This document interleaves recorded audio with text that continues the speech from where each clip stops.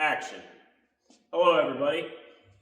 Today we're going to talk about everything that you're going to need in order to add a ProCharger to an LS style engine that is in a vehicle that is not, like a cookie cutter vehicle like a Corvette or a Mustang or anything like that. Meaning ProCharger makes kits for Corvettes and they have all the pieces. They make kits for Mustangs. They have all the pieces. It comes with everything that the Corvette needs. It comes with the fuel injectors and the tuner and all these little brackets and so on, specific to the Corvette. But what do the guys do that don't have a Corvette and still want to use a ProCharger? Today's video, we're going to talk about that. We're going to talk about all the things you need. This is a Datsun 280Z with a LS3 in it. It runs and it drives and it has everything that a vehicle needs to run and drive. It is a custom swapped vehicle with a custom fuel system in it. So I will talk about the fuel system a little bit. Obviously, when you're adding forced induction to any vehicle, you need to have some type of fuel pressure regulator, and a lot of the time you need to have a return style fuel system so that the fuel being regulated can go back to the tank. So we'll talk about that. We'll talk about all the various parts that we have stacked up over the last few months, and we'll go from there. So what we kind of did in this scenario was we bought just the bare ProCharger and the bracket that mounts it to the engine.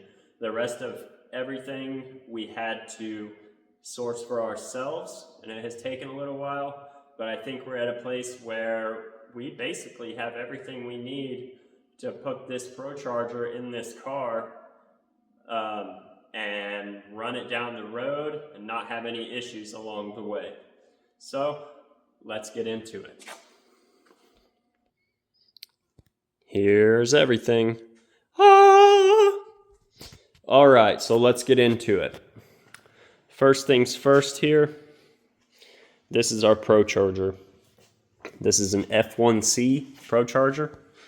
I'm unsure of the exact boost that it is capable of, but I think it's somewhere around 1200 horsepower, depending on the pulley. You may correct me in the comments if I'm wrong, but I think that is what it is. So we've got a bare ProCharger here, and the bracketry. On the bracket comes with the tensioner pulley. It is an 8-rib belt. So in order to make that 8-rib belt work with this engine over here, because most of these cars come with a 6-rib belt, we're going to have to convert some things. So our water pump already has a nice thick pulley, so I think we're going to be able to reuse that. But everything else, we kind of have to do some adjusting. So that brings us to our harmonic balancer. Couple of things have to happen with the harmonic balancer. Not only does it have to be an 8-rib belt, as you can see, 8 ribs. Other than it being an 8-rib belt, it also has to be pinned. So this ProCharger takes a lot of force to spin at a high speed, and that high amount of force can cause the harmonic balancer to spin on the crankshaft or slip on the crankshaft, and that is a very bad thing. We don't want that. It can cause a lot of issues. So the solution to that is this little kit, and essentially what you do is install this on your crankshaft after you have the OEM harmonic balancer taken off, and you drill a hole into your crankshaft. It sounds kind of sketchy, huh? It's not that sketchy. You just got to be careful and really take your time and make sure you don't screw it up, because every time you drill a hole, you're technically weakening the metal. So you basically drill a hole in the crankshaft. You see these little pins right there by see if we can get it, that little pin right there.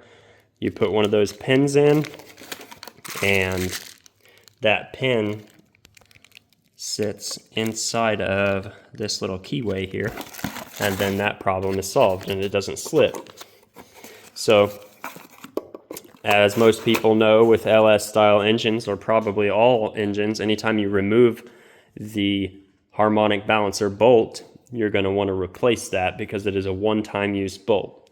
So that brings us to our ARP harmonic balancer bolt and the hardware and the washer.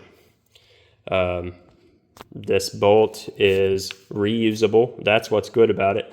If you're ever having to take a harmonic balancer bolt off of an LS engine, you might as well go ahead and buy the ARP one, because the ARP one can be reused, and the cost of it is not that much more than a factory bolt anyway. So, moving on. We've got lots of intercooler piping with an intercooler. This is a 4-inch core intercooler that is barely going to fit inside of this hole right here. It's going to be super tight, but I think we can make it work because the ProCharger is basically shoving a ton of air into the engine. So with that shoving of air into the engine, it creates a lot of heat, and you need to be able to cool that air off. So that is what the intercooler is for. We got a lot of piping back behind the intercooler with different boots and clamps. There will be some fabrication necessary on that stuff.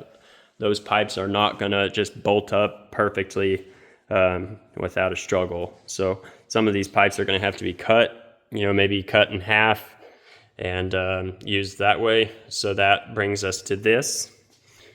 This little guy here is a bead roller, and it allows you to clamp it down into your vise right here, and it gives you the ability to put this nice edge around the pipe so that your clamp and your boot will fit on it tightly. Because whenever you put forced induction into a vehicle, you go from having vacuum on your intake to having positive pressure, and that positive pressure can leak out. And if you don't have these little knurls on the end of the pipe, it's going to allow it to leak out a lot easier. So that will cool off all of the hot air. Here we have a ProCharger blow-off valve. Think of this as like some cars with superchargers have a bypass valve. This is also known as a bypass valve or a blow-off valve. It helps to regulate the positive pressure that goes into the engine. That way you're not just sitting there making loads of boost at idle. That can be bad for the engine. So while we're on the topic of things getting hot, we got the hot air going into the engine. We're trying to cool it off. So ultimately, the engine's going to be running hotter. So we need a better radiator. We need a radiator that is actually going to cool off this big engine. So this radiator, in my specific case, is actually made for a Datsun 280Z. It's going to bolt right up to the factory cross member and everything. The only added benefit of this one versus the one that is in the car, I believe the one that is in the car has a 3-inch core, or maybe even a little bit lower than that. It kind of looks like a 2.5-inch core. And we have the fans on the front. I don't know why we did that, but the fans should be on the back. So that's its own problem in itself. We're going to fix that. The good thing about this radiator is that it has the fan shrouds built in, and everything's nice and pretty like that. Everything like that's going to be pretty standard installing. It's going to bolt right up. I don't know if the coolant pipes and hoses are going to have to be moved or not. I think ultimately we're going to try to put in like metal pipes, and then just have like a little bit of rubber to join the metal against the metal. The metal pipes are a lot more permanent, and a lot of guys with built-up cars do that, so we would probably do that too. We got some, like a fan switch here and a relay and stuff, but we don't need any of the relay or fan switch or anything because we've already got all of that going on right here. Other things to cool down stuff, So we've got our intercooler, our radiator, and here is an oil cooler. This is probably pretty important. I don't know that this is absolutely required, but the ProCharger kit that comes with the Corvettes, I think the Corvettes already have an oil cooler. So this is just a good thing, you know. It's good to cool down oil, especially in a car that's going to be generating a lot more horsepower than it's intended to. Oil can get hot. So this is going to help with reliability and heat problems. I am assuming that thing is going to generate a lot of heat. I know for a fact that turbochargers do. I've installed a lot of different turbos on vehicles that are non-turbo, and every time you install a turbo, you've got to deal with heat, and it's always just a thing. So let's see what we've got here. We've got an alternator pulley. This alternator pulley is going to, again, allow us to run that 8-rib belt. It's got a fancy name to it here. I think it's Dirty Dingo. We got a Dirty Dingo alternator pulley. We got a Dirty Dingo alternator bracket. Notice that our alternator is touching our shock tower. That's not good. We're going to fix that too one day. Probably soon, before the vehicle gets driven too much. Okay, what else? Let's talk about fueling and tuning and computer side of everything. So no matter if you're a guy with an LS swap with a factory ECU, and you've got a factory ECU and factory wiring, or if you are like me and you've got a standalone ECU, let's talk about the differences there. So if you're running like a stock GM style ECU out of a truck or something like that, you are going to need a couple of things. If you're running factory fuel injectors and a factory fuel pump and all of that kind of stuff, fuel is a big deal here, because this is going to be shoving a lot of air into the engine, and to make up for that air coming into the engine, you're going to need a lot more fuel. So in our case, we have already 80-pound fuel injectors, which is going to be plenty sufficient for what we're doing here. But if you're running factory, I don't know what even comes in the factory 5.3 LS engines and stuff like that, but I'm sure it's a lot less than that. I think it's like a 43-pound injector. If you're running a low stock style injector, you're going to need to upgrade that, and you're also going to need to get a tune if you're on a factory style ECU. Now, if you are on a standalone ECU, you're pretty well covered already. You know that you have to tune the vehicle. You know that you're going to have to retune things. And if you're on a standalone ECU, chances are your fuel injectors are already bigger. So you just got to do the research on that part of it and know how much boost you're going for, how much horsepower you're going for. And you have to check the duty cycle in the live data of your ECU and adjust accordingly with all of that. The other thing you'll need if you are adding forced induction to a vehicle is one of these style fuel regulators. I think you need one of these style fuel regulators. I have always just ran these style anyway, because they are it's called like a boost reference fuel regulator. So we have fuel coming in from the tank down here. It comes in and then goes through the regulator. This regulator is regulated at 58 PSI. You can adjust it by this little post up here. And then it comes out of the rail, or out of the fuel pressure regulator, goes into our fuel rail, hits our first cylinders through here, comes around the back, goes through the second set of cylinders, then makes a quick U, goes through this hose and back to the tank, and it returns, and it keeps going in a constant loop like that.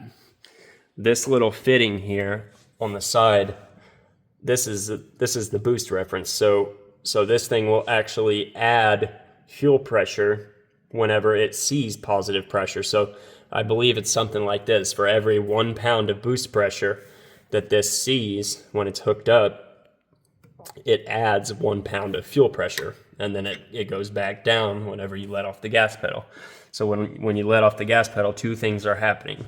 That red blow-off valve that I was showing you a minute ago opens and lets the pressure out, and this brings the fuel pressure back down to the original 58 or whatever base fuel pressure you have it set at. The other thing that we need to talk about is the PCV system, or positive crankcase ventilation. So when your engine's running, it creates just a little bit of blow-by. All engines do. All engines create some amount of crankcase pressure, because you got to think, you got all those pistons going up and down, and that force of the pistons is creating pressure in there. So that pressure needs to come out somehow. And in factory style GM engines, they come with these little breather ports. Let's see if I can get my finger on it. See if I can show you. There's a little breather port on each valve cover. On this side, it's on the passenger side, it's right there, and then on the driver's side, it's actually right here under this little filter. This is not how it comes factory. The filter that was added by us is a temporary solution. We're about to change that. So the problem with the factory PCV system on a lot of the engines is that they put these baffles inside of the valve cover. The baffles become clogged up over time, and they don't let the PCV system do its job. Normally, if I remember correctly, they just have this nipple hooked up, and it goes to a hose that goes to your intake. So with us adding, this engine's got a cam, and we're going to add all this horsepower to it. With us having all of this, we need a catch can. So what we have done for the time being is this is like an adapter that allows you to remove your oil cap, and it gives you the ability to put a 10 AN fitting on it. So we have like a -10 hose going to a catch can on the passenger side. There's our catch can right there. And then on the driver's side, we actually don't have anything going on yet because we still need to fix that.